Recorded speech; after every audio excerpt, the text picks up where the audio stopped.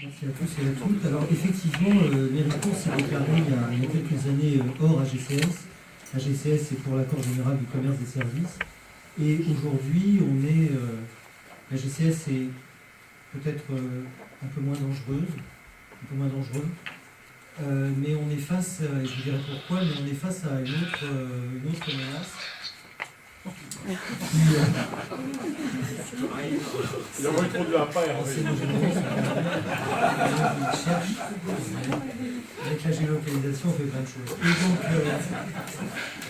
Et maintenant, donc, il y a une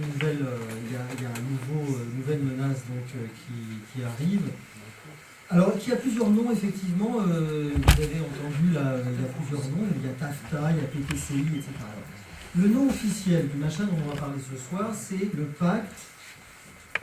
partenariat transatlantique pour le commerce et l'investissement. Ça, c'est le nom officiel qui, en anglais, c'est l'acronyme, c'est TTIP, ça fait TTIP en anglais, absolument imprononçable en français. Et partenariat, ça ne va pas, parce qu'il ne s'agit pas de partenariat, c'est toujours positif un partenariat. Et à la plateforme, quand on a créé une plateforme au niveau français et au niveau européen, où il y a des organisations, des partis politiques, etc., et des syndicats pour lutter contre ce projet d'accord, on s'est dit qu'il fallait essayer de trouver quelque chose qui soit plus prononçable que PTCI, et alors on s'est mis d'accord pour le projet de grand marché transatlantique, parce que ça dit tout de suite, grand marché transatlantique, on voit bien ce que c'est, et pour faire plus court, TAFTA, c'est l'acronyme anglais, qui veut dire l'accord de libre-échange transatlantique. Et donc on parle de ça ce soir, mais en fait, je vais compliquer tout de suite un petit peu les choses, parce qu'en réalité, il n'y a pas un accord, vous allez en avoir deux pour le prix d'un pour ce soir, parce qu'il y a le projet d'accord entre l'Union européenne et les États-Unis qui est le cœur du problème, mais il y en a un autre aussi qui est en négociation depuis 4 ans et qui prévoit exactement les mêmes mécanismes, qui est l'accord entre l'Union européenne et le Canada, et qui lui aussi est tout à fait dangereux. Et quand il faudra aller, voir les candidats aux élections européennes pour leur demander ce qu'ils vont ratifier ou pas, ce truc-là, il va falloir leur parler d'abord de l'Union européenne-Canada, qui dans le temps arrivera sans doute avant, à la ratification au Parlement européen, avant le pacte transatlantique ou avant le TAFTA. Alors, de quoi il est question? Le point de départ de tout ça, c'est un accord de libre-échange, c'est-à-dire un accord commercial, s'il faut décrypter un peu, qu'est-ce que ça veut dire tout ce bazar-là. Un accord commercial, qu'est-ce que c'est? À quoi ça sert? On va déjà démarrer là. Et je ne sais pas si vous avez déjà eu l'occasion de voir ce genre de choses, mais en gros, quand il y a du commerce international, quand il y a des marchandises qui arrivent dans un port, à bord d'un bateau, il y a tout un tas de questions qui se posent. Il y a tout un tas de questions qui se posent sur le type de taxe, c'est ce qu'on appelle les droits de douane sur la marchandise. Il y a tout un tas de questions aussi qui se posent sur quel est le personnel qui va décharger la marchandise. Vous avez vu peut-être récemment, il y a eu aujourd'hui, il y a eu une grève très sérieuse ici en France, parce que effectivement le personnel qui a été utilisé n'est pas le personnel ordinairement utilisé pour ça. Les marchandises, lorsqu'elles vont être vendues, est-ce qu'elles pourront être vendues sur place? À partir de quel contrôle? Quel contrôle va s'exercer sur les marchandises? Est-ce que les bénéfices qui vont être pris vont pouvoir être rapatriés immédiatement? Est-ce qu'il va falloir payer une taxe, etc., etc. Toutes ces questions-là, qui sont des questions extrêmement importantes pour tous les opérateurs du commerce international, sont supposées devoir être réglées dans les accords de commerce. Et c'est pour ça qu'il y a des accords de commerce, et que ce n'est pas une nouveauté. On ne découvre pas ça maintenant. Je veux dire, des accords de commerce, il y en a depuis très longtemps, sans remonter à Mathusalem, et aujourd'hui, il y en a déjà beaucoup qui existent. Sauf que là, on n'a pas exactement affaire à ça. C'est-à-dire qu'en apparence, c'est un accord de commerce, c'est présenté comme étant un accord de commerce, mais qu'en réalité, on a affaire à quelque chose d'autre, qui est, on va dire, un accord de nouvelle génération, c'est-à-dire qu'il ne se contente pas d'être un accord de commerce, mais qui va beaucoup plus loin et qui a des objectifs qui ne consistent pas seulement à régler les problèmes que je viens de soulever, par exemple.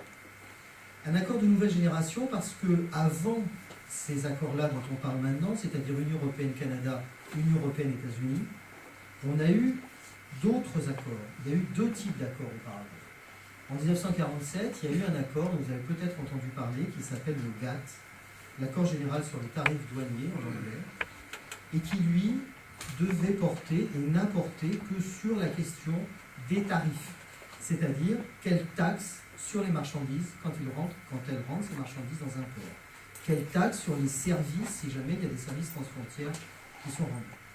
Et entre 1947 et 1995, cet accord général sur les tarifs douaniers a fonctionné en abaissant considérablement les droits de douane partout dans les pays concernés, c'est-à-dire en gros le pays de l'OCDE jusqu'à la chute de l'Union soviétique. Et il ne vous a pas échappé que dans les années 80, il y a eu deux changements politiques majeurs, concomitants.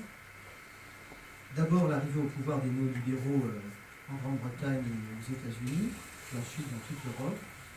Et ensuite, un petit peu après, la chute de l'Union soviétique. Et à partir de ce moment-là, les néolibéraux au pouvoir ont considéré que faire de l'accord commercial uniquement pour s'occuper des tarifs douaniers, c'était absolument pas suffisant, qu'il fallait aller beaucoup plus loin et qu'il fallait abaisser ce qu'ils appellent les barrières derrière les barrières. Les barrières derrière les barrières, c'est-à-dire les réglementations intérieures des États qui sont analysées systématiquement comme étant des obstacles au commerce. Les barrières derrière les barrières, ce sont par exemple les subventions. Le fait de subventionner, c'est-à-dire qu'une collectivité publique consente à orienter de l'argent sur une activité donnée, c'est discriminatoire pour le commerce international, puisque nécessairement, dans une subvention, on donne à X, on ne donne pas à Y. On donne à tel type d'activité, on ne donne pas à tel autre type d'activité. C'est le principe de la subvention même. Et c'est en 1995 qu'a été mise en place la première série d'accords qui vont plus loin que les tarifs douaniers, c'est les accords OMC, Organisation mondiale du commerce. L'Organisation mondiale du commerce prévoit effectivement que les barrières derrière les barrières, ce qui est supposé être distorsif au commerce, doit nécessairement sauter au nom de la mise en place d'un principe qui est dès le premier article fondateur de l'Organisation mondiale du traité fondateur de l'Organisation mondiale du commerce, qui dit qu'il faut libéraliser le commerce international. Libéraliser le commerce international, ça a l'air comme ça un mot libéralisé, ça veut dire plus concrètement mettre en concurrence tous les opérateurs les uns contre les autres. Et tous les opérateurs de commerce international sont en concurrence les uns contre les autres. Concernant toutes les activités humaines qui sont susceptibles de donner lieu à du commerce international. C'est-à-dire tout, sauf les armes qui sont sorties de ce type de discussion, qui sont discutées ailleurs, mais en dehors de ça, tout est sur la table. C'est-à-dire que toutes les activités humaines peuvent à un moment ou à un autre donner lieu à échange, y compris à échange marchand, et donc sont susceptibles d'être libéralisées, c'est-à-dire d'être mises en concurrence, que les opérateurs soient mis en concurrence, avec l'objectif que les mesures intérieures distorsives au commerce sautent, que les réglementations qui sont plus lourdes que nécessaires sautent. Alors qu'est-ce que c'est qu'une mesure distorsive au commerce et qui juge que des réglementations intérieures sont trop lourdes pour les opérateurs privés? L'Organisation mondiale du commerce, pour répondre à cette question, a mis en place un organe de règlement des différends, qui est un genre de tribunal, si vous voulez. Un tribunal qui a comme unique charge de s'appuyer, enfin unique mission de faire appliquer le traité de commerce à l'exclusion de tout autre texte et de toute autre considération. Qu'est-ce que ça donne concrètement? Ça donne quelque chose, je ne m'appesantis pas trop longtemps, parce que vous en avez déjà entendu parler, ça donne quelque chose qui s'appelle l'affaire du bœuf aux hormones. Vous avez entendu certainement parler de ça. On est dans les années 90, à la fin des années 90-2000. Les États-Unis, le Canada produisent de la viande piquée aux hormones. Pour des motifs sanitaires, l'Union européenne considère que les populations ne doivent pas manger de bœuf aux hormones. Très logiquement, les États-Unis et le Canada poursuivent l'Union européenne pour mesures distorsives au commerce, considérant que c'est un principe, l'équivalence des substances. Un bœuf, c'est un bœuf. Un bœuf qui a été piqué aux hormones, un bœuf qui a brouté de l'herbe, c'est pareil. C'est un bœuf. Et donc, il n'est pas normal que pour des mesures sanitaires, on interdise le bœuf produit par les États-Unis et le Canada et qu'on interdise à l'exportation ce bœuf-là.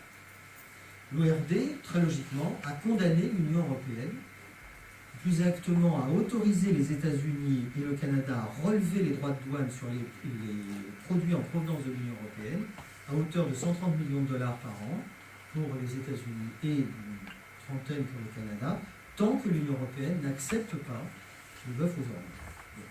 Donc on voit à travers cet exemple ce qui se met en place. C'est-à-dire ce qui se met en place, ce sont des règles qui ont vocation à passer au-dessus des considérations nationales, y compris de protection de la population, pour des motifs qui sont d'abord des motifs idéologiques, libéralisation du commerce, motifs idéologiques aussi qui correspondent à un certain nombre d'intérêts privés, commerciaux précis. Avec comme conséquence, et c'est la raison pour laquelle il y a eu tout un tas de villes qui ont commencé à se déclarer hors AGCS, dont Méricourt. L'AGCS, c'est un accord qui fait partie de l'OMC, avec comme conséquence que les décisions publiques, finalement, sont complètement encerclées, complètement déterminées par les décisions de cet organe de règlement des différends qui n'applique que les règles du commerce international à l'exclusion de toutes les autres. Et très logiquement, Méricourt, mais d'autres villes, beaucoup d'autres villes, des départements, des régions, non seulement en France, en Italie, en Espagne, en Allemagne, en Belgique, bien entendu, en Belgique en premier, aux États-Unis, se sont déclarés hors AGCS, c'est-à-dire ont pris cette déclaration publique pour dire qu'elles ne voulaient pas voir appliquer à leur niveau ce type de principe. Puisque ce que j'ai décrit là, évidemment, peut se décliner partout, à tous les niveaux de décision, que ce soit au niveau fédéral, national ou local, bien entendu. Bon, là, on est aux alentours des années 2000 quelques, et les grandes puissances, je veux dire notamment les États-Unis et l'Union européenne, prennent conscience qu'à partir de 2001, c'est une réunion ministérielle qui s'est tenue à l'OMC, eh bien, l'OMC est un échec. C'est-à-dire que du point de vue des libéraux, l'OMC ne parvient pas à remplir son mandat, qui est d'arriver à cet objectif assez bestial, il faut bien le dire, de mise en concurrence de tous les opérateurs, de mise en concurrence partout dans le monde, sur les mêmes règles de tous les producteurs, de tous les gens qui produisent aussi bien dans le domaine agricole que dans les autres domaines, et de les mettre en concurrence les uns contre les autres dans des règles assez dures finalement. Ça ne marche pas essentiellement parce que dans l'activité, un des accords qui est prévu à l'OMC, il y a l'agriculture, et que bien entendu, appliquer des règles de concurrence aussi féroces dans le domaine agricole, c'est totalement mortifère, et c'est pas acceptable, enfin je veux dire par là que même des pays dictatoriaux ne peuvent pas imposer que 3/4 de leur population soit directement affamée par des règles de concurrence internationale. C'est quand même difficile. Et donc, les grandes puissances ont décidé tout à fait clairement, et c'est exprimé notamment au niveau de l'Union européenne, dans les différentes feuilles de route que fixe régulièrement l'Union européenne.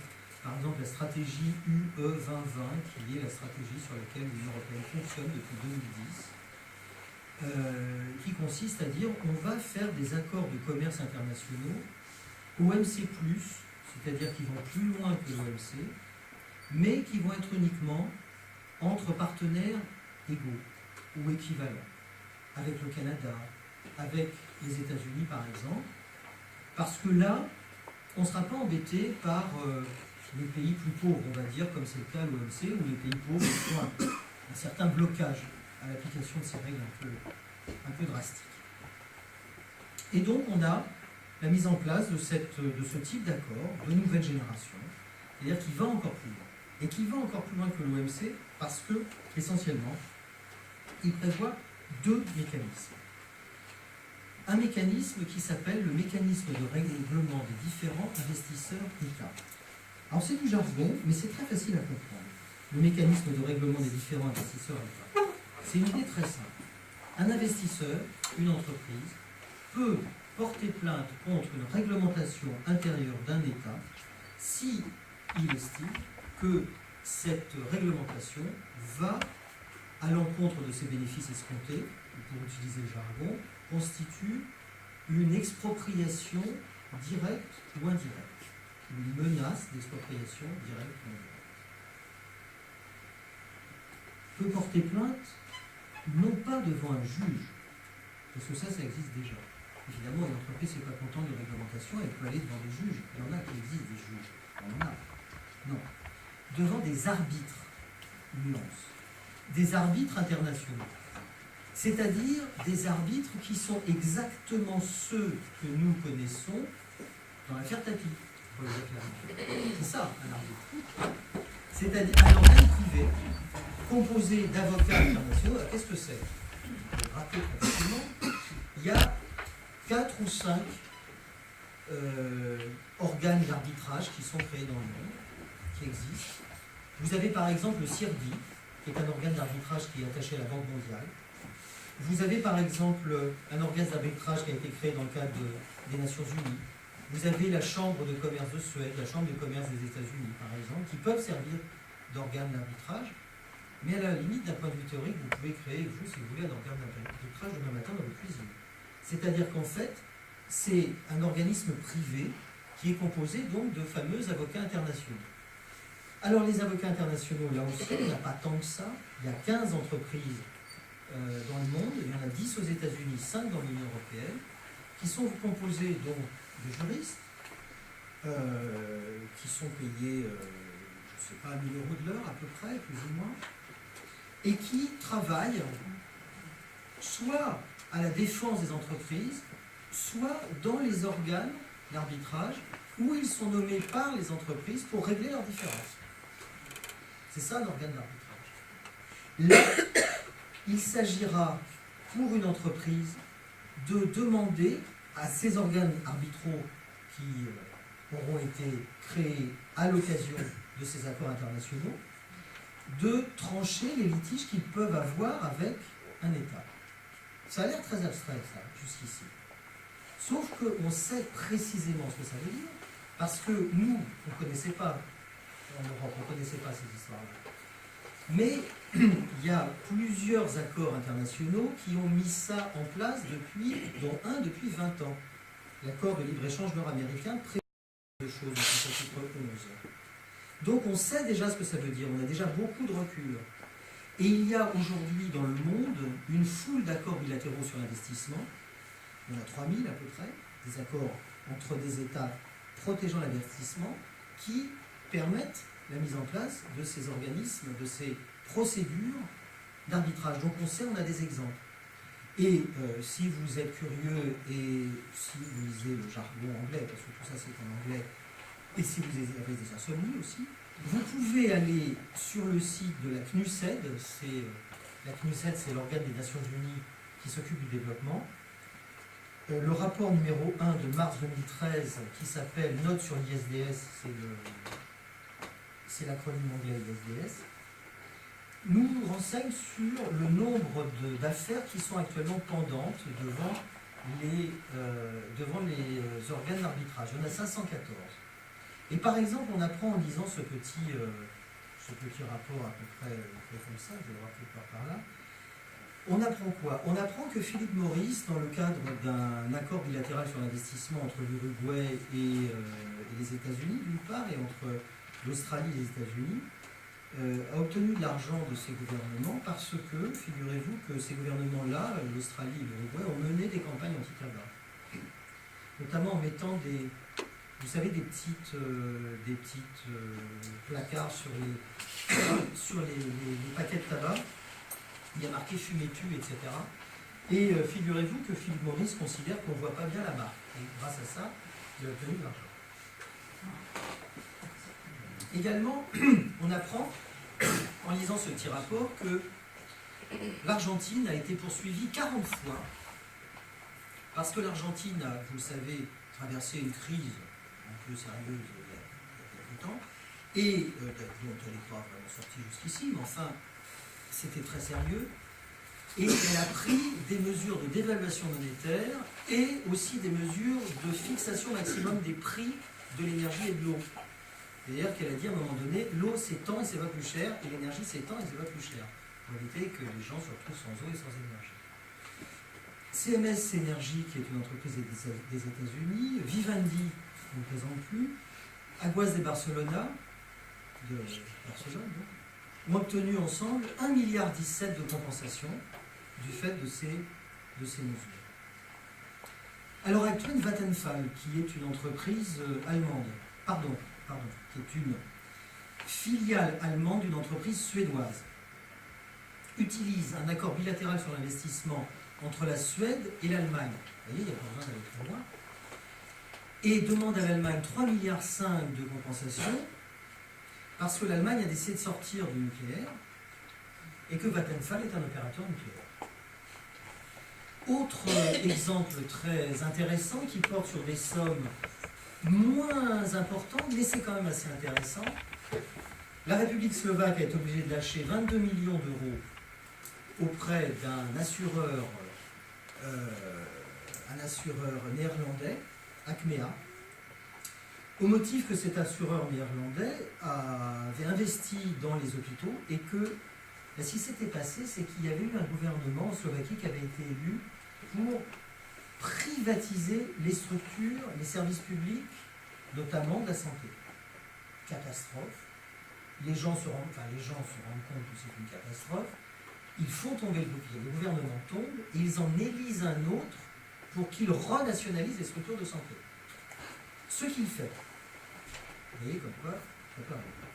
Donc, ce nouveau gouvernement fait ce pourquoi il a été élu, renationaliser les structures de santé, et Achmea estime, mais moi j'ai investi dans une structure de santé, il a présenté la note et il a gagné effectivement 22 millions d'euros. À l'heure actuelle, Achmea, il y a une procédure pendante où il poursuit à nouveau le gouvernement slovaque, mais sur un autre thème, parce que le gouvernement slovaque ne veut pas seulement renationaliser les structures de santé, il veut instaurer une couverture universelle maladie. Eh bien ça gêne l'assureur privé, qui est Achmea. Vous avez également une société qui s'appelle Lone Pine, qui est une société des États-Unis, qui utilise l'ALENA contre le Canada, parce que au Canada, il y a une province qui s'appelle le Québec, qui a instauré un moratoire sur l'exploitation des gaz de schiste par fracturation hydraulique sur la vallée du Saint-Laurent. Et Lone Pine réclame 350 millions de dollars. De la même manière que l'Équateur a été condamné définitivement à payer 1,170 milliard de dollars à Occidental Petroleum pour avoir nationalisé son pétrole. Je ne vais pas vous tous les faire, il y en a 514, je vais m'arrêter là, mais vous voyez bien ce que ça veut dire, ce genre de choses. Ça veut dire que des organes privés composés d'avocats qui ne sont pas des juges, qui ne sont pas tenus au respect minimum, on va dire, de la déontologie minimale des magistrats, c'est-à-dire pas de conflit d'intérêts, etc., ils ne sont pas tenus à ça, chargés d'appliquer uniquement ce qui est dans un traité de commerce international, c'est-à-dire la libéralisation, peut être amené à condamner des États qui prendraient des mesures qui restreignent leurs bénéfices escomptés. En gros, le périmètre de la décision publique est dessiné à partir de ce type de traité, est dessiné par les entreprises privées. Le secteur privé décide, ça je veux bien l'appliquer, ça ne me dérange pas, ça me dérange, j'en veux pas. Et donc à partir de là, on a eu une séquence là récemment, séquence électorale qui n'est pas finie, vous le savez bien, dans laquelle on a vu bouger un certain nombre de lignes politiques dans un sens qui peut-être ne nous conviendrait pas, on peut se demander ce que c'est que ce type d'accord qui continue de folkloriser la démocratie. Parce que là, on est dans un accord qui va amener à la folklorisation de la démocratie. Vraiment, on pourra très bien dire que la démocratie ne sert à rien. D'autant que, dans le mandat qu'a reçu l'Union européenne, je veux dire le commissaire de la part des États membres, tous, il y a un point 4 dans le mandat qui dit que tous les niveaux de gouvernement sont concernés, c'est-à-dire y compris les collectivités locales. Et là, je reviens à la déclaration pour AGCS. On retrouve la même chose sur le CAFTA. C'est-à-dire que si demain, vous avez une municipalité qui décide, par exemple, de faire un appel d'offres pour la cantine des enfants, des écoles, et que dans l'appel d'offres, elle met je veux la nourriture bio et en circuit court, par exemple. Classique, hein, c'est un truc un peu... Qui nous dit que derrière ça, il ne va pas y avoir une entreprise de distribution qui va dire mais pas du tout. Pourquoi bio et pourquoi circuit court? Moi, je vous propose du poulet javellisé et du maïs aux OGM, et il n'y a aucune raison que les enfants n'en profitent pas aussi. Donc ça, vous voyez un peu les conséquences que ça a de manière un peu concrète. Mais je vous ai annoncé deux mécanismes. Là, j'en suis qu'au premier. Il y en a un second qui est prévu, qui est le mécanisme de coopération réglementaire. Alors ça, le mécanisme de coopération réglementaire, là on vient de voir le mécanisme sur les réglementations qui existent déjà. Le mécanisme de coopération réglementaire, c'est pour les réglementations à venir. Comme dit Business Europe, qui est le MEDEF européen, il s'agit d'avoir un accord vivant. C'est-à-dire que si cet accord passe, comme l'accord Union européenne-Canada passe, chaque fois qu'un gouvernement voudra prendre une mesure de protection de la population, n'importe laquelle, il faudra d'abord qu'il y ait l'aval du comité de suivi instauré par le traité. C'est-à-dire qu'il faudra d'abord vérifier que le traité accepte cela, et à vérifier comment, par un mécanisme de ce qu'on appelle dans le jargon l'alerte précoce, c'est-à-dire que institutionnellement, les décideurs publics seront amenés à demander en amont leur avis aux lobbies industriels et financiers qui sont concernés, qui bien entendu vont donner leur avis. D'ailleurs, non, ça me va, ça ne va pas, etc. Et en fonction de ça, la réglementation sera faite. C'est-à-dire que non seulement cet accord en soi est problématique par le mécanisme investisseur-État, mais en plus, il se donne des allures d'irréversibilité, puisque sur l'avenir, on est aussi dans ce mécanisme dit de coopération réglementaire, et au nom de l'harmonisation réglementaire, on est dans l'impossibilité de prendre des mesures qui iraient à l'encontre des intérêts des entreprises privées. Donc à partir de là, on est quand même dans quelque chose qui est un déni de démocratie extrêmement puissant. Pourtant, ce soir ne va pas être une soirée Prozac. Je vais vous dire, qu'est-ce qu'on fait maintenant? C'est ça qui compte finalement. Qu'est-ce qu'on fait maintenant? Une fois qu'on a analysé le bazar, est-ce qu'on attend avec le dos en disant les bombardiers arrivent et puis on n'a plus rien à faire, ou est-ce qu'il y a encore moyen de lutter? Eh bien, ce soir, donc pas de soirée Prozac, puisque en fait, on a les moyens d'avoir la peau de ce truc-là, de ces deux choses-là. On a le moyen d'avoir la peau de ces deux choses-là parce que, et c'est plutôt une bonne nouvelle, on n'est pas en retard. Déjà, premier argument, on n'est pas en retard. Le mouvement social, pour une fois, n'est pas en retard. L'accord Union européenne-États-Unis, ça ne va pas se faire demain matin. Il y a des gros morceaux à négocier. On va revenir dessus après dans le débat, mais il y a des gros morceaux à négocier. Et la Commission a dit qu'elle voulait terminer d'ici 2014. Non, elle n'arrivera pas. Maintenant, elle dit 2015. C'est à peu près aussi improbable. Mais quand bien même ce serait 2015, et l'autre bonne nouvelle, c'est que les mobilisations démarrent, et démarrent d'une manière tout à fait sérieuse.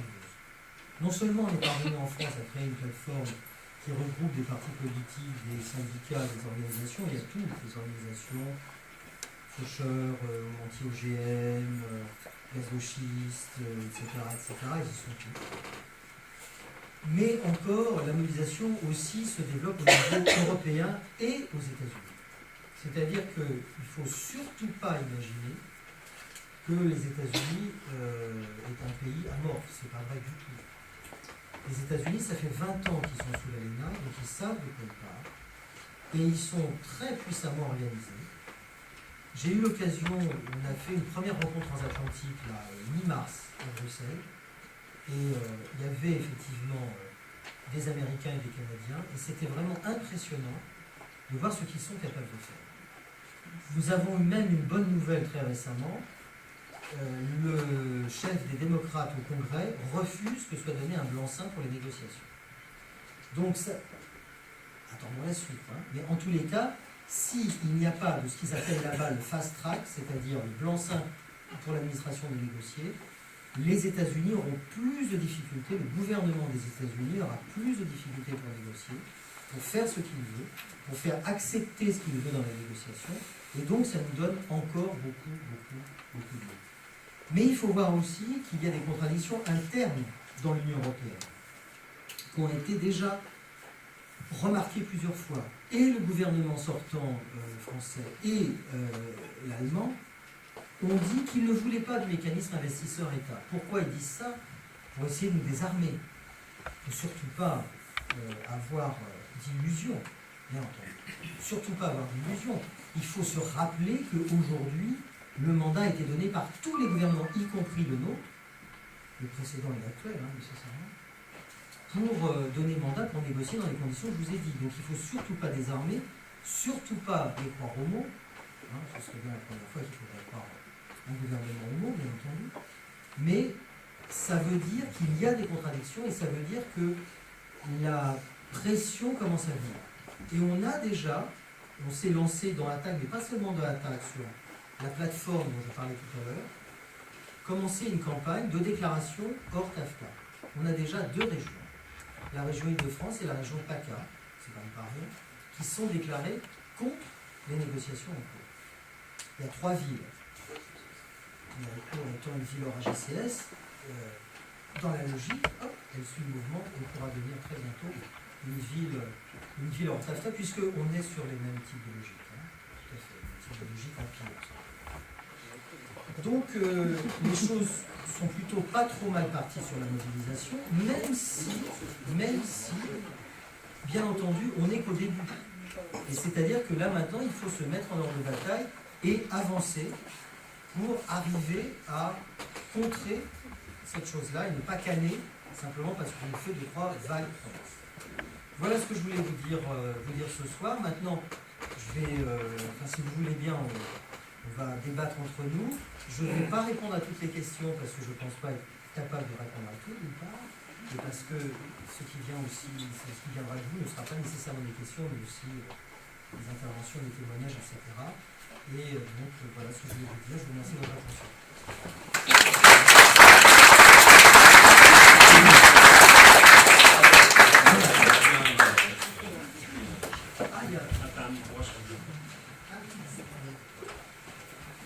Donc sur la... D'abord merci Frédéric. C'était aussi bien. Sur la manière de procéder, on peut prendre 2 ou 3 questions, 3-4, et puis on fait une réponse dans la foulée. D'accord ? Voilà. Livre. Comment les collectivités qui se déclarent hors TAFTA sont en capacité de le faire? Autrement dit, est-ce qu'on va leur demander leur avis?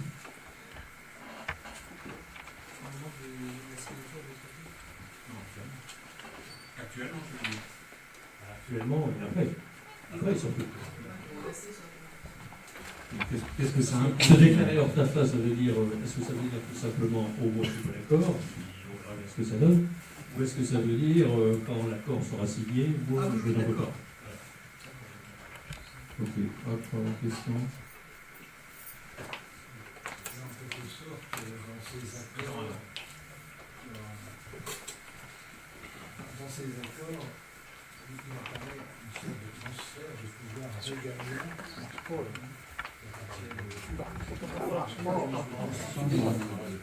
Il marche très bien.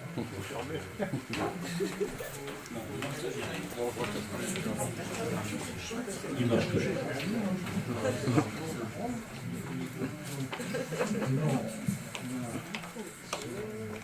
La logique de ces accords, un transfert de pouvoir régalien, de pouvoir étatique, à des organismes, notamment un transfert de pouvoir judiciaire des organismes d'arbitrage.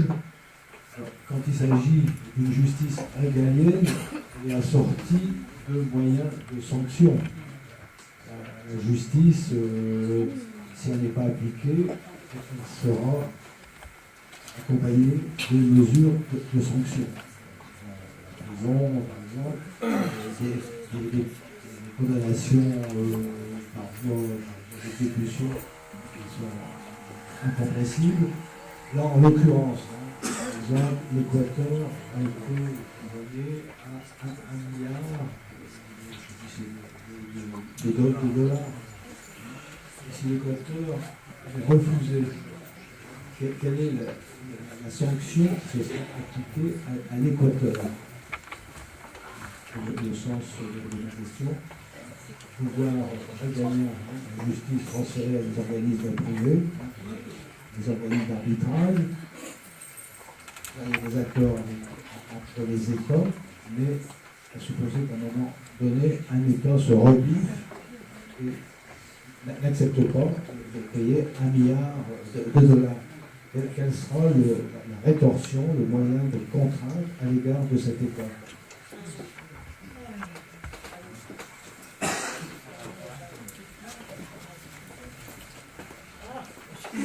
Merci. On est doublement intéressé à Méricourt parce que dans notre programme électoral, on n'a pas dit faire un restaurant municipal qui favorise le bio, le chemin court, comme les maraîchers, les amades. Donc on est mal barré. Non, il y a deux façons, à mon avis, de s'interroger. Il y a cette façon que monsieur vient d'examiner, qui certainement est intéressante, mais qui renvoie à des spécialités juridiques qu'on pense. Puis il y a une autre façon, c'est plus dans une démarche d'éducation populaire. Moi, j'en veux pour exemple, quand un maire, ce que j'ai fait, prend un arrêté municipal qui interdit les coupures d'énergie, par exemple, on finit au tribunal administratif, et on sait qu'on se fait balayer au tribunal administratif. On ne fait pas de temps pour ça. On le fait parce qu'on pose de façon publique un problème. Quand Méricourt se déclare ville hors AGCS, ça peut paraître du jargon, on ne voit pas trop ce que ça veut dire, etc. Mais c'est pas tant. Je pense qu'il y a une bagarre d'experts à mener. Mais au niveau citoyen, je pense aussi c'est une façon de poser le combat, d'interroger. Mais qu'est-ce que ça veut dire AGCS? Vous avez dit que Méricourt, on était AGCS, mais on ne comprend rien du tout. Donc, il y a deux débats, à mon avis. Il y a le débat qui doit certainement exister, des gens, et puis on a quelqu'un de pointu dans le domaine. Puis il y a tout l'autre débat qui rejoint peut-être aussi la volonté d'attaque, qui renvoie plus à des pratiques d'éducation populaire, c'est-à-dire en se positionnant comme ça, qu'est-ce qu'on interpelle, quelles questions on fait poser, quel mouvement on crée. Et moi je crois que c'est ce champ-là qui nous intéresse plus. Tu réponds donc sur les points.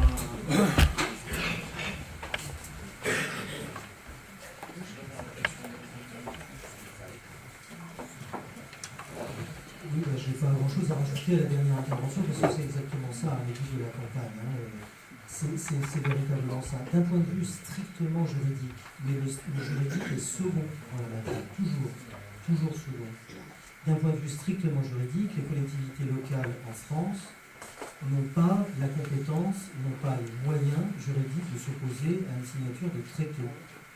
Elles l'ont d'autant moins que nous sommes dans un État centralisé dans lequel il s'agit d'une compétence centrale, je veux dire de l'État, et que de surcroît, concernant l'Union européenne, les États ont intégralement délégué, pas seulement la France, tous les États de l'Union européenne ont intégralement délégué leurs compétences en matière de négociation de commerce international et d'investissement à l'Union européenne. Donc, d'un point de vue strictement juridique, nous avons des gouvernements qui ont donné un mandat, qui est un mandat unanime, qui dit au commissaire, vous êtes habilité à négocier comme vous l'entendez sur tel domaine avec les États-Unis dans les conditions géographiques, puisque ce que j'ai raconté s'appuie sur le mandat qu'on a eu. Point. Les collectivités territoriales n'ont aucun moyen, et d'ailleurs on ne leur demandera rien d'un point de vue procédural, de s'opposer effectivement, je veux dire juridiquement. Mais ce n'est pas le problème. Le problème, il est politique. C'est-à-dire que le problème, il est comment on arrive à faire que, au moment de la ratification, ça devienne un problème politique, ce soit devenu un problème politique, c'est-à-dire que au moment où ça va passer devant le Parlement européen, parce que ça passera devant le Parlement européen, il ne soit politiquement pas possible de ratifier ce truc-là. Il ne soit politiquement pas possible de ratifier ce truc-là parce qu'il y a une vraie opposition qui monte du local, et que quand il y a une région, bon, deux, non, mais quand il y en a plusieurs, quand il y a des dizaines et des dizaines de villes, des départements, et pas seulement en France, mais dans les autres pays, et pas seulement dans l'Europe, mais aux États-Unis, alors il y a une opposition politique, et là, la ratification devient politiquement impossible. Voilà, c'est ça le but. Alors ensuite, l'autre question, effectivement, qui encore une fois est une question qui compte aussi, hein, mais qui doit toujours passer, les questions juridiques doivent toujours passer après les questions politiques, ça c'est certain, qui est, qu'est-ce qui se passe en gros si un État refuse de payer? Vous avez pris l'exemple de l'Équateur, qu'est-ce qui se passe? Ben rien. C'est pour ça qu'on peut dire que le politique passe avant le juridique. Rien. Qu'est-ce qui se passe? Nous, on ne paye pas. Je veux dire, moi je dois 1 milliard à ma banque. Enfin, 1 million seulement. C'est 1 milliard, ça serait pas payé avant. On me mettra peut-être en prison. Peut-être, on va saisir mes biens, tout ça. Moi, une personne physique, oui. Mais un État, qu'est-ce qu'on fait? On va saisir un bateau ou deux? Oui, bien sûr, ça se fait. Ça se fait d'ailleurs en passé. C'est antiquité, certains pays qui refusent de payer, on a saisi des bateaux. Et puis quoi? On ne peut pas mettre un État, on ne peut pas mettre une collectivité publique en prison, c'est pas possible. Donc si l'Équateur, vous avez pris le nom de l'Équateur, on va en prendre d'autres, dit je ne veux pas payer votre truc et allez vous faire voir, eh bien il ne se passe rien. Après, il se passe des rétorsions qui n'ont rien à voir avec le traité, qui sont des rétorsions uniquement politiques, là encore, qui peuvent être des rétorsions aussi bien diplomatiques que commerciales, c'est-à-dire que là, en l'occurrence, si l'Équateur refuse de payer son amende à une entreprise qui, par ailleurs, est une entreprise qui pèse son poids dans les lobbies des États-Unis, je ne suis pas grand clair, mais c'est absolument certain qu'on va voir le gouvernement des États-Unis qui va intervenir et qui va faire toutes les pressions possibles, imaginables, y compris commerciales, pour amener à faire plier l'Équateur, qui n'a peut-être pas les reins, je ne sais pas, je ne suis pas capable de juger, mais qui en tous les cas va devoir affronter une puissance politique qui n'a pas de commune mesure avec la sienne. Enfin, les États-Unis et l'Équateur, il n'y a pas photo quand même. Hein. Bon. On peut transposer et dire qu'est-ce qui se passe si demain ce truc-là existe et qu'un pays de l'Union est condamné pour une réglementation intérieure. Qu'est-ce qui se passe? Rien s'il a la volonté de s'affronter ensuite à tous les autres de l'Union européenne et aux États-Unis. C'est pour ça qu'il vaut mieux prendre la décision avant d'éviter le truc. Pour éviter d'avoir ensuite à se poser la question, qui est un peu une question du dernier recours. Qu'est-ce qu'on fait pour s'y opposer? Et encore une fois, la campagne, je reviens à la campagne des déclarations, comme il y a eu des déclarations en RDCS ou des déclarations maintenant en État, c'est l'occasion non seulement d'informer les élus locaux, ce qui est toujours utile, mais surtout de faire monter dans la population la conscience de ce genre de choses. Puisque c'est à l'occasion d'une action, de déclaration, etc., ça fait poser des questions, effectivement, comme ça a été dit. C'est surtout le but politique, de résistance politique contre ce type d'affaires. Juste une précision, c'est vrai qu'au niveau de la CAF, La Bagarton, on est parti sur ce thème-là parce qu'effectivement, c'était quelque chose. Enfin, je veux dire, moi, je suis passé à côté très longtemps. Hein, je crois qu'on a dû en discuter en novembre ou en décembre, et que c'est à partir de ce moment-là qu'on a décidé de se mobiliser. Mais c'est vrai que ce sont des négociations qui se tiennent dans le plus grand secret. Le mandat de la commission n'est toujours pas officiellement connu.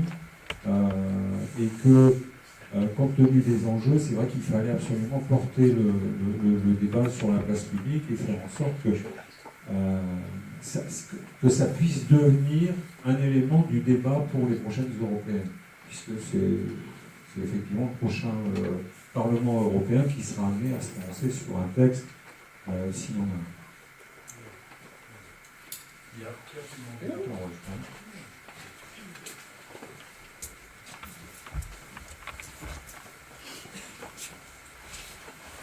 Moi, je n'arrive pas très bien à comprendre comment il se fait qu'on ait laissé décider un certain nombre d'États, décider un certain nombre d'États pour pouvoir après négocier avec, d'une part, à partir de l'Europe, en direction des États-Unis ou du Canada. D'une part, ça me paraît être un déni de démocratie. C'est évident que pour l'instant, on n'a pas toutes les armes pour essayer de se battre sur ce terrain, mais ça me paraît tout de même très gênant si on est toujours dans ce transfert de compétences et on n'est plus dans une démocratie. Je vais prendre un autre exemple pour essayer d'être un petit peu plus explicite. Je vois dans la région, il va y avoir dans très peu de temps un regroupement de collectivités, c'est-à-dire la communauté urbaine d'Arras, la CAL, la CAC, la CAD et les artistes marquions qui vont se réunir, qui vont se rassembler pour créer un pôle économique important et positionner le pôle économique de l'île. Là-dessus, les citoyens vont être à peine concernés, concertés plus exactement. Il va y avoir sur ce terrain-là, il va y avoir un déni de démocratie, c'est-à-dire qu'on va imposer ça sous prétexte de lutte pour la croissance ou je ne sais quoi. Donc sur ce terrain-là, si on n'est pas capable de se battre, alors on a un peu de retard ici dans le Nord-Pas-de-Calais, je pense, hein, c'est-à-dire qu'on n'est pas encore capable de se battre contre TAFTA. C'est pas le cas dans le sud où ils ont une certaine avance. On connaît un certain nombre de copains qui ont fait le lien entre la lutte contre le gaz de schiste et puis le TAFTA.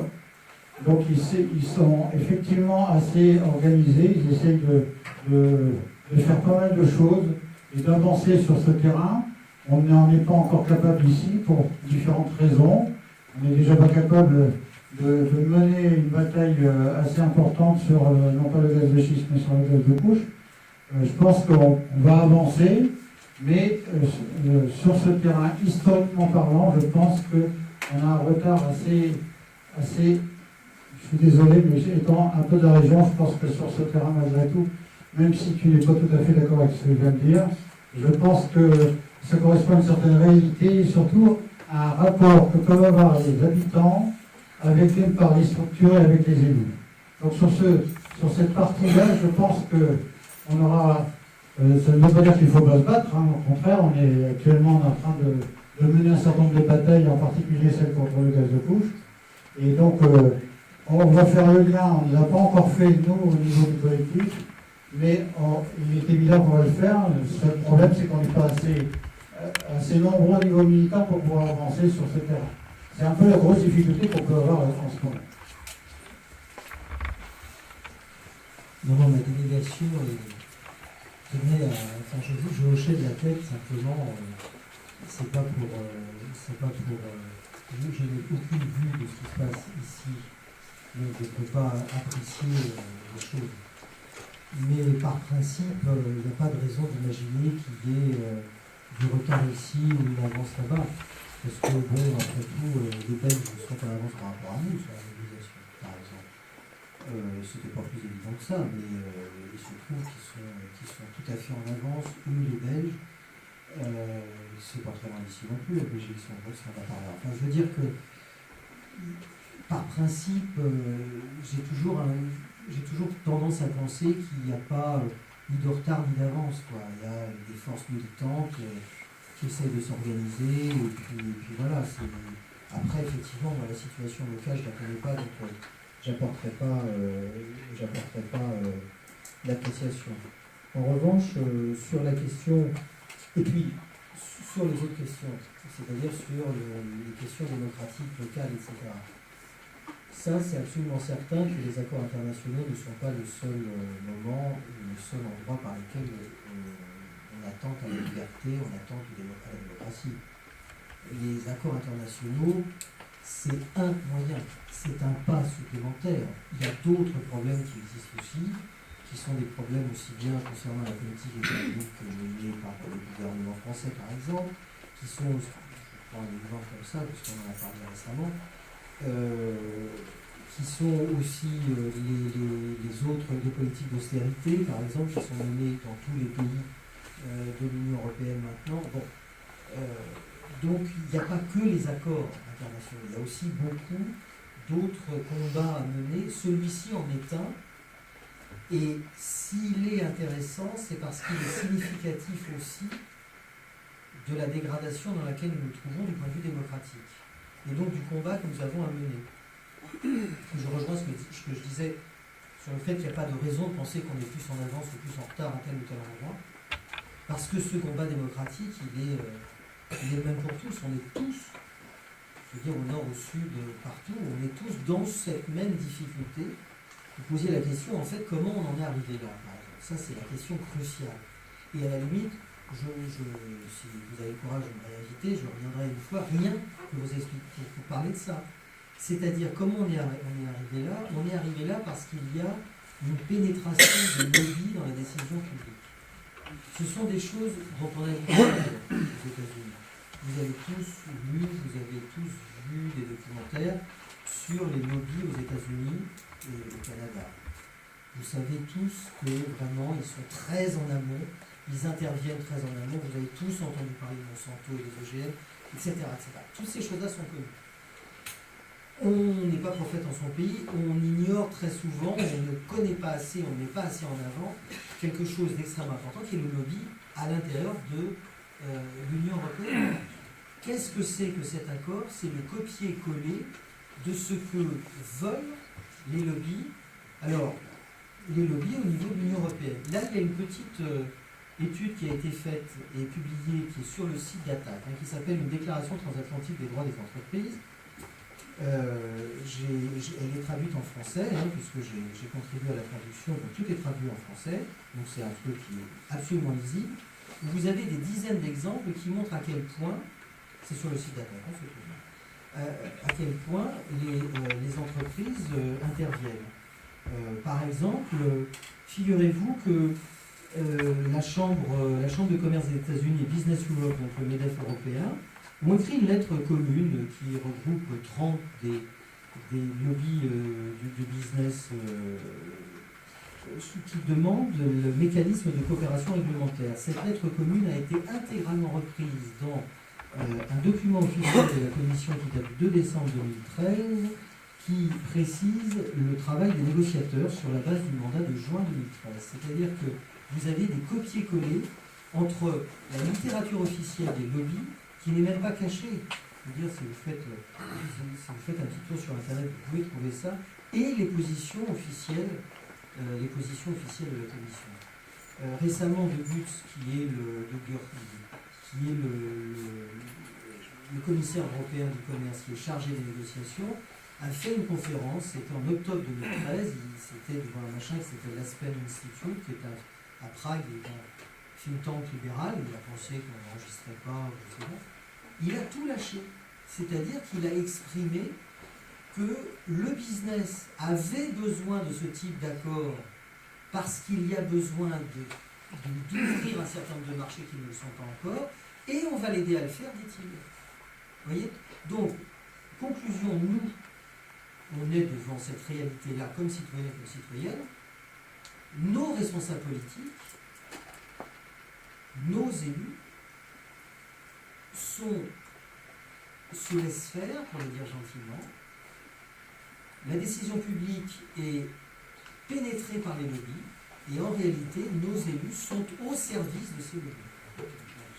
Donc, ce sont des choses qui sont à savoir dans les combats que nous menons ensuite. C'est pour ça qu'il y a ce côté éducation populaire qui a été rappelé tout à l'heure, qui est extrêmement important pour qu'on ne se fasse surtout pas d'illusions sur un certain nombre de choses, qu'on évite aussi absolument de rentrer dans tout ce pourri, parce que ça, on n'en sort pas. Non seulement c'est pas vrai, mais en plus on n'en sort pas. Ça ne sert à rien. Et qu'on cible véritablement cette conception du travail public qui fait que l'intérêt général n'existe plus, mais qu'il est équivalent maintenant à l'intérêt particulier du lobby le mieux placé. On en est là. Donc voilà, à partir de là, on a des combats politiques à mener. Et encore une fois, je pense qu'il n'y a pas d'avance ou de retard à découvrir. La démocratie marche à son pas, qui est toujours trop lent, on va dire. Mais le travail de conscience, il met du temps à être fait.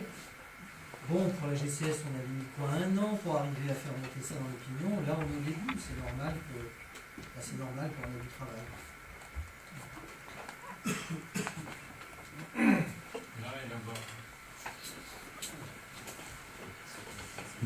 Je crois que ça serait une erreur de penser que le problème vient uniquement d'une infiltration des lobbies dans le gouvernement européen, dans le monde entier.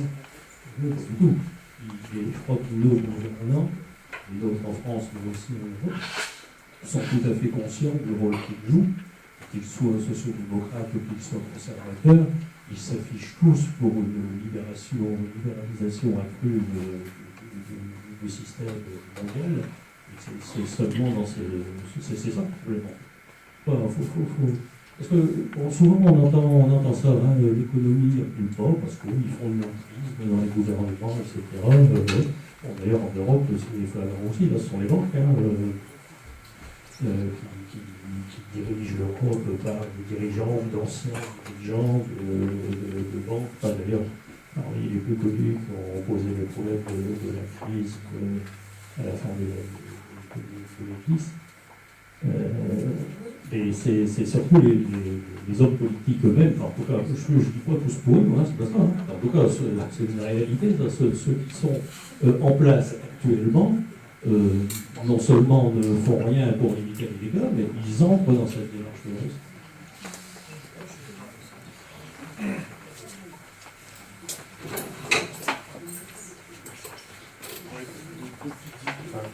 Une réflexion ministre en fond des questions, c'est-à-dire l'espèce de violence libérale qu'on assiste dans les choses que tu décris, est-ce que ce ne serait pas non plus aussi le barreau d'honneur de libéralisme? Vous n'arrivez pas à la fin de quelque chose.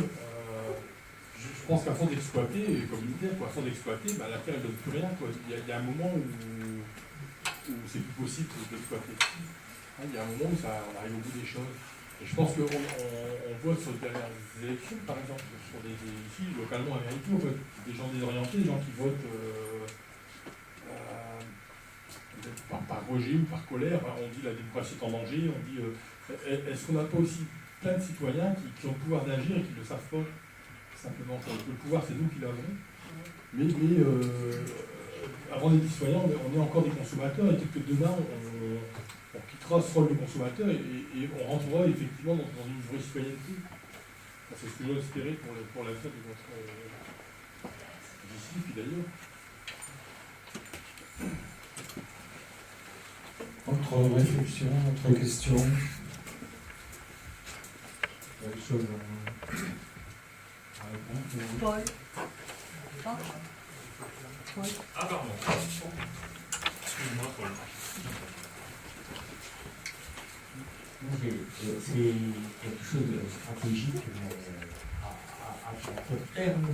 Lundi prochain, à l'Atrian, l'association qui fait la promotion de vote des élections européennes et qui invite, il doit y avoir 6 candidats tête de liste de région. Est-ce que ce qui est proposé, c'est qu'il y aura possibilité d'intervenir et de faire savoir avant de quoi on est en train de parler. s'il y a 15 personnes qui d'une manière ou d'une autre, avant, font savoir, nous, on voudrait savoir comment les différents partis se positionnent sur ces traités. Le journaliste qui anime ça, ils sont obligés d'en tenir compte. Et moi, je pense que c'est quelque chose qu'il faut aussi faire. S'il n'y a plus de personnes qui posent la question, le journaliste, il peut éviter si la question n'est pas en masse.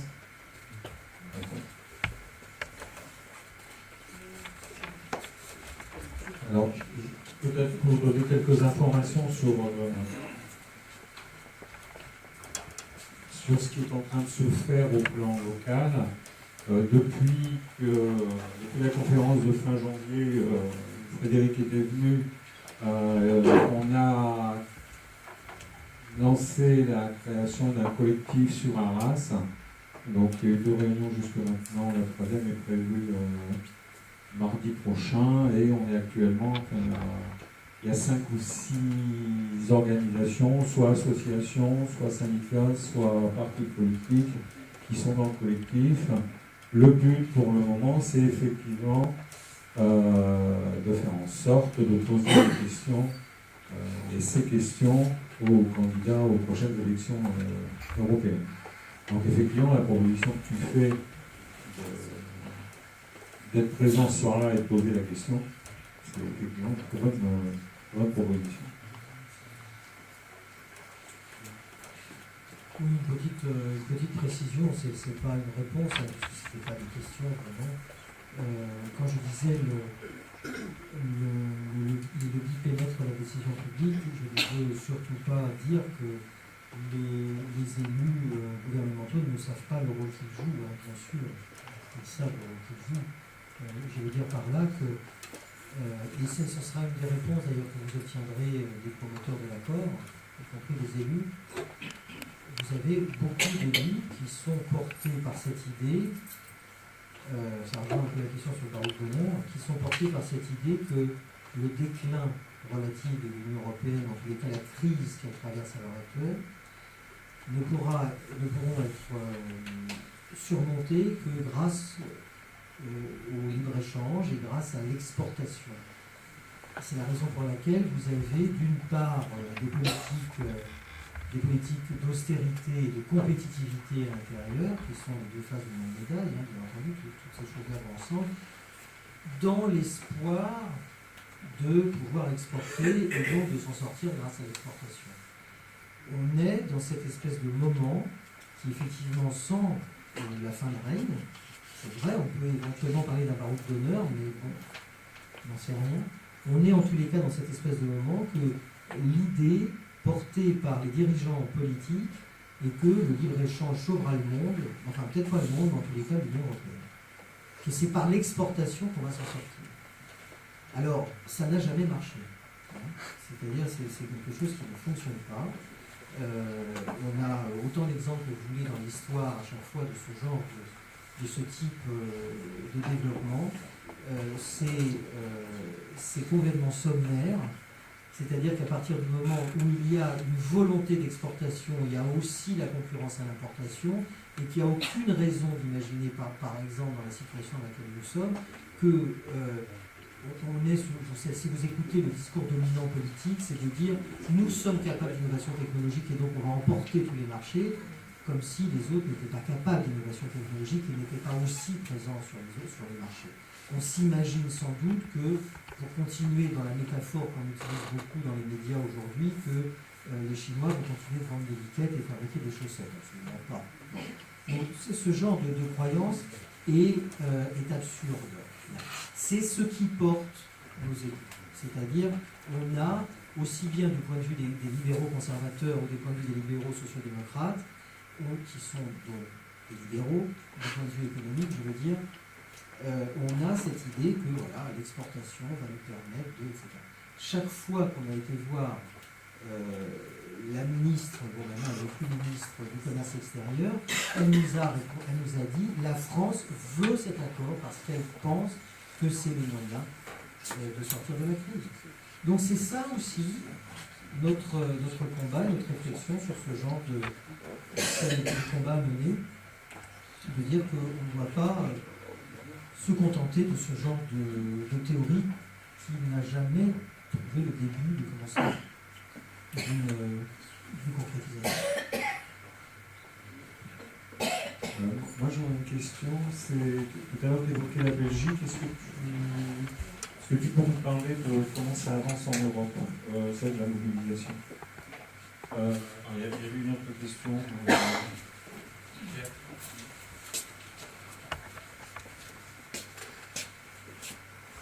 Ça rejoint le pouvoir des États. Est-ce que les États ont une capacité à se retirer de ce qu'ils ont décidé à un moment donné?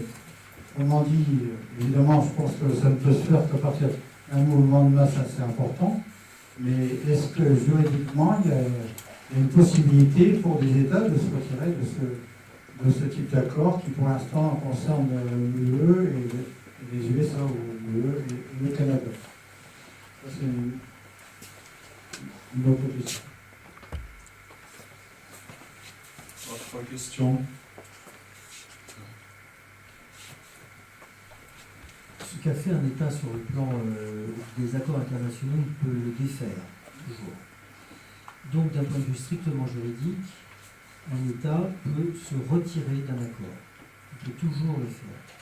Mais, pour ce qui concerne l'Union européenne, c'est-à-dire nous sommes dans l'Union européenne, ça voudrait dire pour un État revenir sur une délégation de compétences, c'est une délégation, qui a été accordée dans le cadre d'un autre traité, enfin plusieurs autres traités, dont le dernier en date est le traité de Lisbonne, qui crée un certain nombre de dispositions par lesquelles l'investissement et le commerce sont des compétences exclusives de l'Union européenne. Donc ça voudrait dire qu'aujourd'hui, un État peut dire « je ne veux pas de ce genre d'accord », il peut le faire, mais il faut avoir derrière la volonté politique de dire aussi « donc je remets en cause la prédominance de l'Union européenne sur la question et je reviens sur cette délégation ». Ce qui est totalement faisable sur un plan juridique, ce qui n'entraînera pas, ne peut pas entraîner de sanctions de la part des autres États, puisqu'il n'y a pas de possibilité dans le traité de fonctionnement de l'Union de faire sortir un État, il n'y a pas de possibilité d'exclusion d'État de l'Union européenne. Ça n'existe pas. Donc ça veut dire que les États peuvent faire ce genre de choses, mais derrière, je redis ce que je dis tout à l'heure, il faut la volonté politique. C'est-à-dire que d'abord la volonté politique, c'est ce qui prime. Après, derrière, les considérations juridiques ont leur importance. Mais c'est d'abord la volonté politique. Donc c'est d'abord ça qui est important, sachant encore une fois qu'il n'y a aucun moyen prévu dans le traité de fonctionnement de l'Union de sanctionner un État en l'expulsant, par exemple, de l'Union européenne. Maintenant, d'ailleurs, à ce propos, tout à l'heure, je parlais des États qui étaient condamnés, on a parlé de l'Équateur, etc. Il y a eu des États qui ont retiré la compétence qu'ils avaient accordée au CIRBI, qui est un des organes d'arbitrage internationaux créés par la Banque mondiale. Bon, et bien à un moment donné, ils ont dit je ne reconnais plus, j'ai signé un accord, et bien cet accord, je le remets en cause. Il y a 3 États qui l'ont fait, non 5 en fait, qui l'ont fait maintenant, parmi lesquels les États d'Amérique latine que sont, que je ne dis pas de bêtises, le Venezuela, la Bolivie et l'Équateur, je crois. L'Argentine, je suis moins sûr. Je suis un peu plus dubitatif, il faut voir. Je suis moins sûr, ça. Mais enfin, bon, c'est faisable. Simplement, il faut effectivement cette volonté politique. Les mobilisations dans l'Union européenne. Alors, il y a une forte mobilisation. Enfin, il y a la plateforme qui a été créée en France. Il y a un début de mobilisation en Espagne. L'Allemagne aussi commence à se mettre en ordre de bataille. Alors, j'ai parlé des Belges tout à l'heure parce que les Belges, traditionnellement, je ne sais pas pourquoi, mais enfin, ils sont toujours en avance sur les questions de commerce international. Je ne sais pas trop pourquoi, mais de fait, ce sont des questions qui ont déjà été, qui sont déjà montées au niveau politique en Belgique. Et il y a cette mobilisation-là qui existe. Ceci dit, en France aussi, on a eu un débat au Sénat On n'a pas eu de débat à l'Assemblée nationale, mais il y a eu un débat au Sénat dans lequel les sénateurs ont quand même dit, d'une manière assez virulente pour les sénateurs, que c'était quand même pas normal qu'ils soient informés de rien. En gros, comment ça se fait? Nous sommes les élus de la République et on n'a aucun document, ce qui est vrai. On n'en a pas. Tous les documents qu'on a, on les a eus par des fuites. Alors nous, les mouvements sociaux, on peut les mettre en avant, puisque voilà, on dit, on les a eus par des fuites et hop, on publie. Bon. Et puis on attend la poursuite, on n'a jamais. Alors les sénateurs, ils sont pas informés de ça, et donc ils ont râlé un peu. Voilà. Donc les mobilisations en Europe, alors on a traditionnellement un petit souci sur les mobilisations concernant les questions commerciales, enfin non, pas seulement les questions commerciales, mais avec les pays d'Europe de l'Est, les derniers entrées, parce qu'ils ont un fonctionnement qui, par rapport aux mouvements sociaux, ils sont plus limitatifs, on va dire. Enfin, bon. Sauf par exemple en Hongrie, où on commence à avoir là des contacts, des entrées, notamment par le développement des mouvements écologistes. Donc les choses se font, nécessairement pas assez vite, mais elles se font. Aux États-Unis, il y a une forte mobilisation autour de ce qu'on appelle un public citizen, qui est un très gros mouvement citoyen aux États-Unis, qui travaille avec d'autres, et qui a déjà réussi pas mal de choses, et qui lutte pour obtenir que le fast track, dont je vous parlais tout à l'heure, c'est-à-dire l'autorisation donnée au Congrès, que donne le Congrès au gouvernement de négocier d'un bloc, ça, ils travaillent là-dessus et ils ont déjà obtenu donc que le chef des démocrates au Congrès dise qu'il ne voulait pas que cette autorisation soit donnée. Vous voyez, il y a des choses aussi aux États-Unis. Au Canada, il y a essentiellement une mobilisation au Québec, notamment parce que le Québec a encore pas mal de services publics, parce que le Québec, comme l'ensemble du Canada, mais le Québec surtout, est attaché à l'eau, je veux dire au service public de l'eau, et à l'énergie, qui est un problème aussi tout à fait crucial dans un pays où en hiver on ne peut pas se passer de chauffage, par exemple. Ça compte. Ça parle tout de suite aux gens. Et aussi, dans les services publics qu'ils ont au Canada, ils ont notamment des services publics hospitaliers avec un syndicat des infirmières qui est très puissant et qui est très lancé contre l'accord Union Européenne-Canada. Donc les mobilisations existent, elles sont assez significatives. Pour être efficace, il faudrait que cette montée en puissance de cette résistance au niveau européen, elle puisse se faire sur une méthode, disons, unique, par exemple la demande d'un référendum, mais au niveau de tous les États européens. Puisqu'il y a des montées en résistance qui commencent à émerger un peu partout, ça serait, il me semble plus intéressant qu'une demande de référendum sur ce sujet. Au moins, ça permettrait de poser le problème avec les populations européennes. Derrière, c'est la question des moyens de lutte, mais beaucoup plus globale.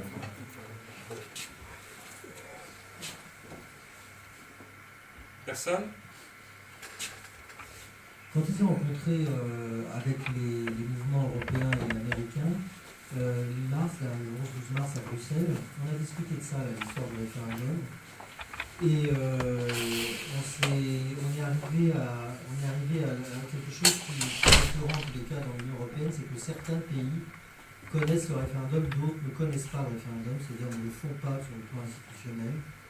Alors bon, certains ont pensé, notamment en Allemagne, que ça pouvait être compliqué, que politiquement, tout ça, ce n'était pas nécessairement souhaitable de faire un référendum. En revanche, ce qui a été décidé, c'est de lancer ce qu'on appelle une initiative citoyenne européenne. Alors, ça sera défini, elle sera lancée au mois de septembre, ça c'est certain. Qu'est-ce que c'est que ça? L'initiative citoyenne européenne, en fait, c'est la collecte, c'est une pétition.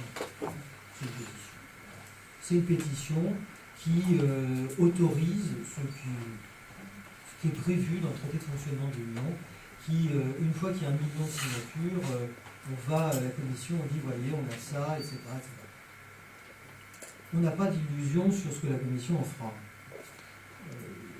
Puisqu'elle a la possibilité de classer verticalement. Mais c'est toujours pareil, si ce genre de choses on le fait, c'est un peu comme les déclarations en AGCS. C'est pas tellement parce qu'on se dit que ça va être le moyen réellement de contraindre juridiquement, mais parce que politiquement, c'est le moyen d'en parler. C'est-à-dire le moyen de faire monter les choses dans la population. Et si on arrive à faire signer au moins 1 million de personnes dans, si je dis pas de bêtises, 6 ou 10 États, je ne sais plus comment s'organise ce bazar-là, eh bien ça veut dire qu'on aura fait de ça un sujet politique. Après que la Commission ignore la chose, il y a des chances qu'elle l'ignore, on n'est pas naïf non plus, mais en tous les cas, on aura sensibilisé, on se sera donné le moyen de, pas seulement sensibiliser, faire prendre conscience et faire en sorte que ça devienne un enjeu politique, et non pas cette espèce de flou, d'ignorance dans laquelle se trouve la population. Donc voilà, c'est ce genre d'action commune qui a été finalement retenue. Mais le référendum n'a pas été en soi écarté. On s'est dit, on va déjà faire cette histoire de pétition. Si on peut aller plus loin, on va plus loin. En Suisse, ça s'est bien accepté. Ils sont pas. Pourquoi attendre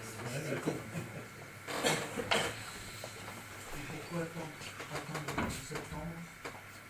Pourquoi on attend septembre? Pour avoir un maximum d'organisation. C'est-à-dire que là, on s'est rencontrés une fois, on était une bonne centaine de personnes, donc ça avait déjà une 60aine d'organisations. Donc si on enlève la délégation américaine, enfin bref, donc il faut qu'on arrive à mettre en place une question commune, une procédure, sur comment on s'organise et qu'on fasse venir du monde. Et donc à partir de là, on a fait comme ça un peu en se disant, là on est au mois de mars, si on arrive à lancer effectivement quelque chose dans septembre, on sera content. Bon, vous savez, à chaque fois qu'on met 30 organisations autour d'une table, on discute 3 heures politique, c'est normal. En même temps,